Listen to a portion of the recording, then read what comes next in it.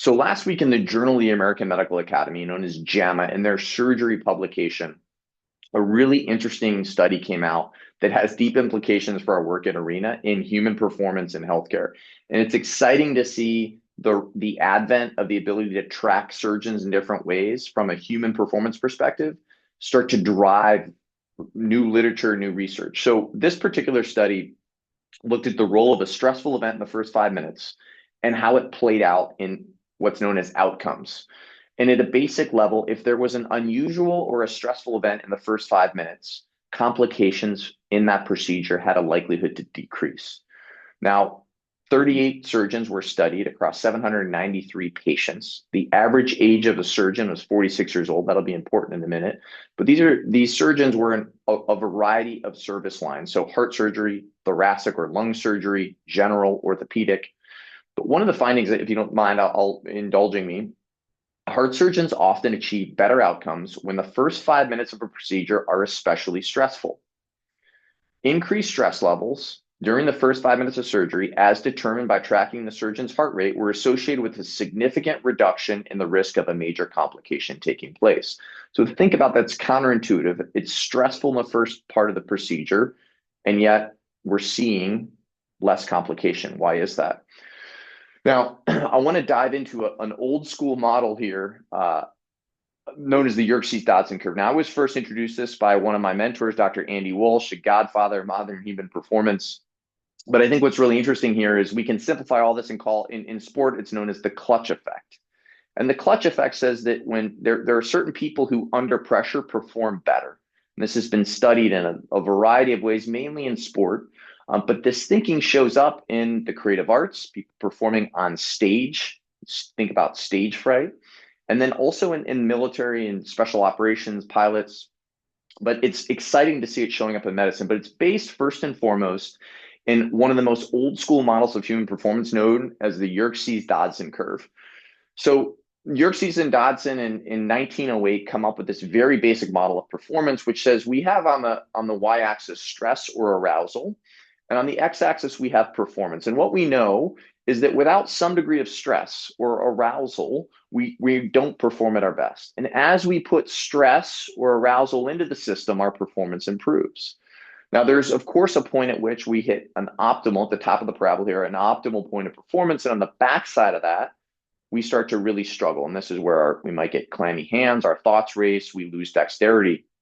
But if you think about this in the context of surgery, again, the average age of this population study was 46 years old. What that means in healthcare is that a surgeon 46 years old has gone through medical school, residency, maybe a fellowship, and they're probably in their early to mid 30s when they become a full-time practicing or attending surgeon. So someone who's 46 has at least a decade, if not 15 years under their belt as a full-time practicing surgeon in the operating room. And so if something goes wrong in the first 5 minutes, yes, it elevates stress, but they're not a resident, they're not a learner, so they don't get thrown over the backside of this curve. They actually get pushed up this curve. They're more focused, and physiologically, what this means is that their cortisol levels are elevated, makes them more alert, respiratory rate is probably increased, their heart rate has elevated, which tracks with the research. It says, each of these individuals had an elevated heart rate. But in general, they're likely to be communicating more clearly and focused in the visual field and focused with the team around them. We know all of that in general is what teams, high-performing teams are looking for, better communication, people more focused. When we're in the mundane of a surgery, it's actually we're at risk of sometimes being too casual, just like in a sporting event or in a military operation. We want some degree of stress or arousal. And so the Yerkes-Dodson curve or the clutch effect becomes a really interesting prism from other fields to validate what this JAMA article is starting to explore. Now, what is more important, and I think the sort of risk we see at Arena, and this is already, there's been a couple headlines this week, US News and World Report put out an article that said, is your surgeon stressed? If so, it might be good for you, which is just the fundamentally wrong way to think about it. There's a difference between stress under pressure in the moment, in an event, whether it's a sporting event, military operation, or a surgery. And we know that people who have the reps, in this case, a 46-year-old surgeon or someone in their 40s who's seasoned, is able to manage that stress. Where it gets tricky And the work at Arena is to say, we do want to give you the tools to perform under pressure, to be at your best when you have to be in a high stakes, high stress environment. However, if you don't have the tools to decompress from that event, that's where we start to see problems over the long arc of a career. And there's been a lot of work done, especially in the last 20 years in the military world, around what's known as allostatic load. Allostasis is wear and tear in the body from stress.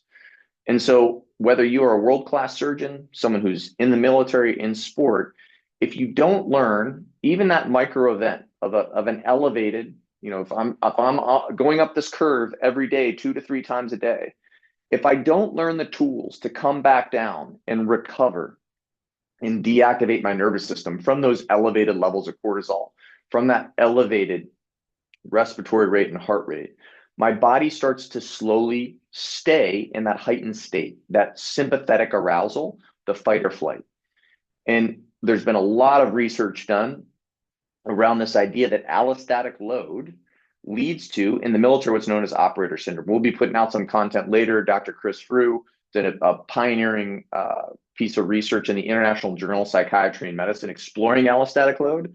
But suffice it to say that, yes, we want surgeons to perform under pressure, but any world-class surgeon, we also want them to have the tools to know how to go home and decompress and recover. That might not be every single night. It might need to be on the weekends, but it's a big part of what we teach at Arena is the tools and the platform in Arena Strive is to coach surgeons to understand, first and foremost, how do I perform under pressure?